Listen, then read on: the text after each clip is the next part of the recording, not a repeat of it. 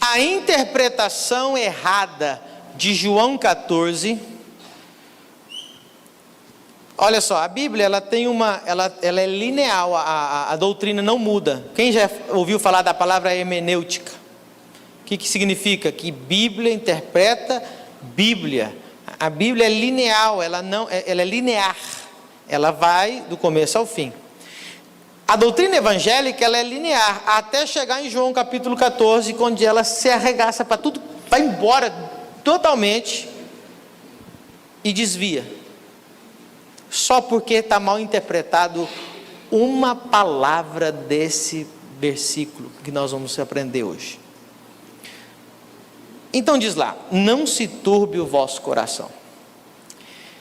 Crede em Deus, crede também em mim. Na casa do meu Pai há muitas moradas. Se não fosse assim, eu vou-lhe teria dito: vou preparar-vos lugar. Amém? Olha só.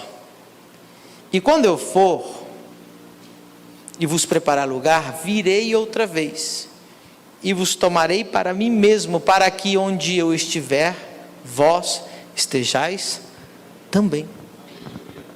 Amém?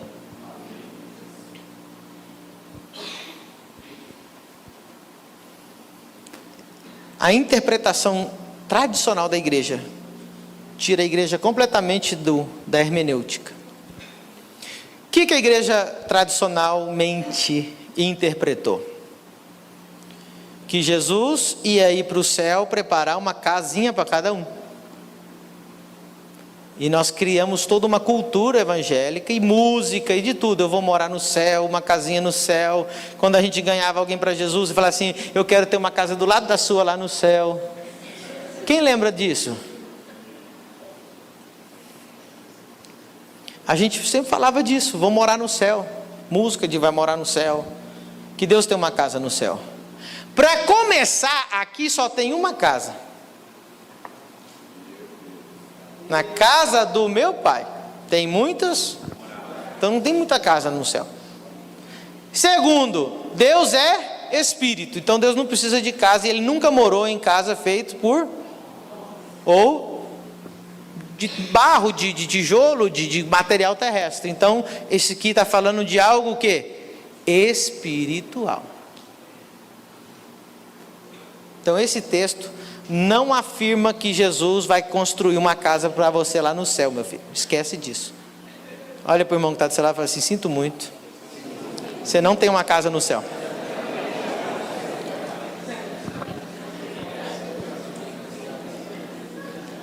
Olha só, eu vou ir profundo nisso aqui para você entender. Olha o versículo 3: e quando eu for e vos preparar lugar, virei outra vez e vos levarei para mim mesmo, para que onde eu estiver, estejais vós também. A palavra estiver é a grande sacada. A palavra estiver, apesar que ela está na Bíblia que você acabou de comprar, no original é estou. Eu recomendo você que fala idiomas. Se você lê em inglês, vai estar estou, I am. Se você lê em espanhol vai estar donde yo estoy. Se você lê ela em grego, vai dizer ego eimi, onde eu estou. A única versão que eu achei até hoje, estiver, é em português. Então você, inclusive a Bíblia que você comprou agora, você pode riscar. Só está estou na Almeida corrigida e atualizada. Quem tem? Na atualizada está estou. Quem tem estou aí? Essa é a certa. Quem não tem, pode pegar a caneta, riscar e escrever estou. Porque muda a Bíblia inteira uma única palavra. Muda a Bíblia inteira uma única palavra mal interpretada. Olha só. O que Jesus estava falando? A casa do meu Pai tem muitas. Deixa eu te explicar como funciona a casa do Oriente Médio, dos orientais. Quando um homem e a mulher, eles eram prometidos para se casar, eles eram esposados, como Maria e José, lembra? Eles já estavam casados documentalmente, porque os pais já tinham fechado o acordo que eles iam se casar. O que faltava para eles se casarem? Duas coisas. Aqueles jovens só vão consumar o casamento quando acontecer duas coisas. Uma, a menina precisa ter a primeira menstruação e passar a primeira menstruação. E dois, o homem tem que ter a casa onde morar. Tem muita gente querendo casar, não tem casa, nem onde morar. Onde cair morto, biblicamente você não deve casar. Tem que ter onde morar. Amém? Escute. O que o homem fazia? Normalmente, o homem construía a casa, então casava e ia morar na casa. Quando o primogênito nascia, a casa funcionava assim: eles construíam um muro no quintal, parecido aqui no Brasil. Mas onde está a diferença? Normalmente no meio daquele quintal eles faziam um poço. E quando o primeiro filho casava, eles construíam no muro direito uma morada para o filho. Quando casava o segundo filho, eles construíam uma morada para o segundo filho.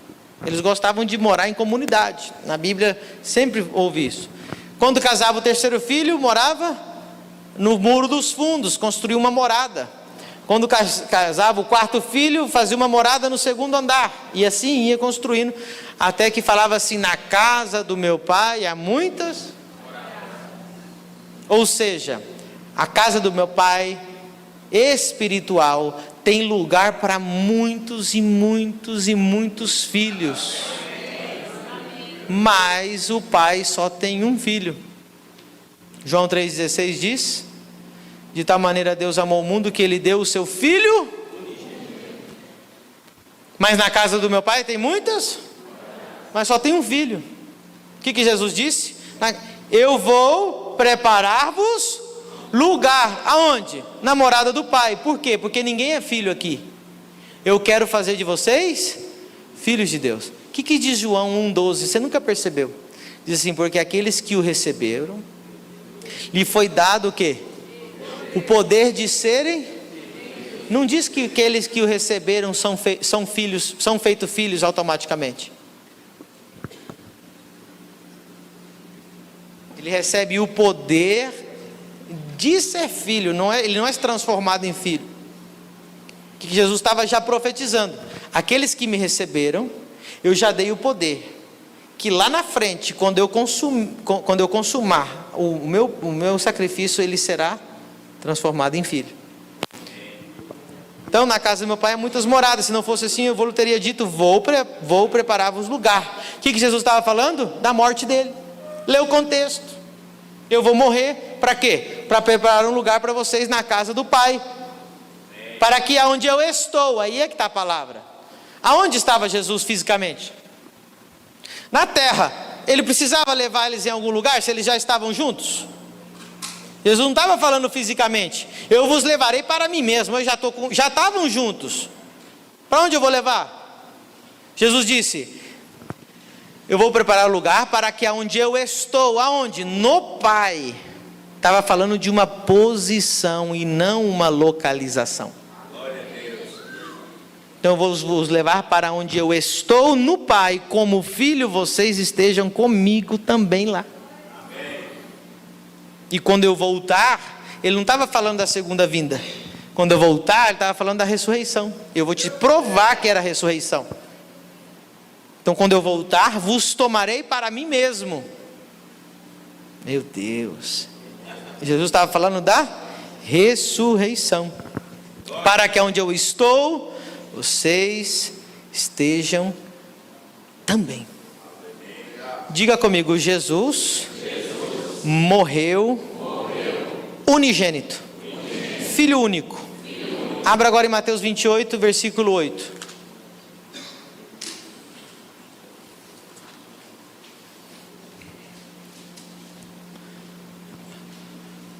Quem achou? Mateus 28, qual é o título? Ressurreição de Jesus Cristo, não é verdade? Então Jesus aqui já está ressuscitado, já não está mais no ministério antes da morte, aqui é depois dele ressuscitar. É muito importante, Mateus 28 é a ressurreição. Olha o 8. E saindo elas apressadamente do sepulcro, com temor e grande alegria, correram a anunciá-lo aos seus discípulos. Diga comigo, discípulos. Indo elas a dar as novas aos seus discípulos. Diga novamente, discípulos. Eis que Jesus lhes sai ao encontro, dizendo: eu vos saúdo. E elas, chegando, abraçaram os seus pés e o adoraram. Então Jesus disse-lhes: não temais. O que ele falou quando ele ia morrer em João 14:1? Não se turbe. Ele estava lembrando elas: não temais, eu vou preparar lugar. Jesus disse: não temais, ide dizer a meus irmãos.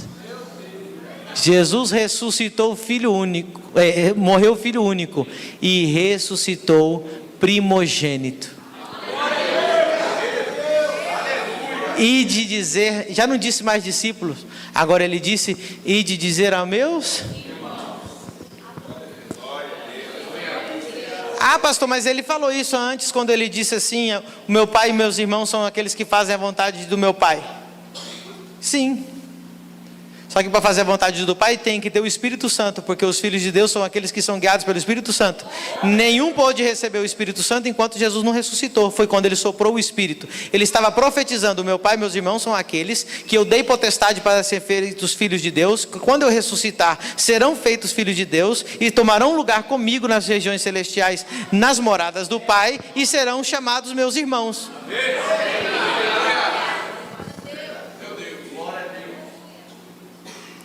Amém? Amém? Jesus morre único e ressuscita primogênito.